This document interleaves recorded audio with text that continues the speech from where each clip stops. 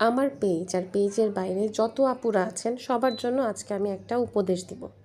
এই উপদেশটা যারা শুনবেন তারা জীবনে লাভবান হবেন, যারা শুনবেন না তারা প্রত্যেকবার পস্তাবেন। আর উপদেশটা হচ্ছে এটাই, আপনার কাছে যদি 5টা টাকাও আপনার ব্যাগে থাকে, আপনার স্বামী যেন সেটা না জানে। যারা অলরেডি ভুক্তভোগী তারা বুঝতেই পারতেছেন আমি কি বলতেছি, বাট যারা এখনও জানেন না, বুঝেন না, যারা এখনও অবহেলিত, যারা এখনও নিষ্পাপ, মনে করেন যে আপনার স্বামীর মতো ভালো স্বামী দুনিয়া দ্বিতীয়টা নাই, তাদের জন্য আমার এই কথা। আপনারা ভুলেও আপনার হাজব্যান্ডকে কখনোই বলবেন না যে আপনাদের কাছে টাকা পয়সা আছে, 5 টাকা হোক 2 টাকা হোক। যদি তারা জানতে পারে তাহলে বলবে যে দেখো, তুমি আমার বউ, তুমি যদি আমাকে হেল্প না করো, আমার পাশে না দাঁড়াও, আমার পাশে কে দাঁড়াবে? আমার তো কেউ নাই। আমার বাপ মা কি আমার পাশে দাঁড়াবে?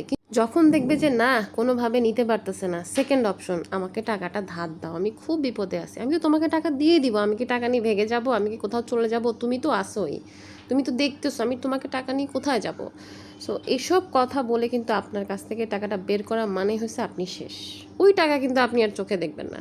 যতই মনে করেন আপনার জামাই আপনাকে টাকা দিয়ে দিবে, দিবে দিবে তো, ও মা আপনি তো বেঁচে আছেন, সে তো মরে যায় নাই, দিবে, ধৈর্য ধরেন, দিবে, আস্তে আস্তে দিবে, সে তো ভেঙে যাচ্ছে না, এসব কথা শুনবেন। তো যাই হোক, আপনারা যদি বেঁচে থাকতে চান, আপনারা যদি আপনাদের টাকা বাঁচাইতে চান, এখনই বলে দিই সাবধান হয়ে যান। জামাইকে এত টাকা পয়সা দেওয়ার কোনো দরকার নাই, সব নিজের কাছে রাখেন।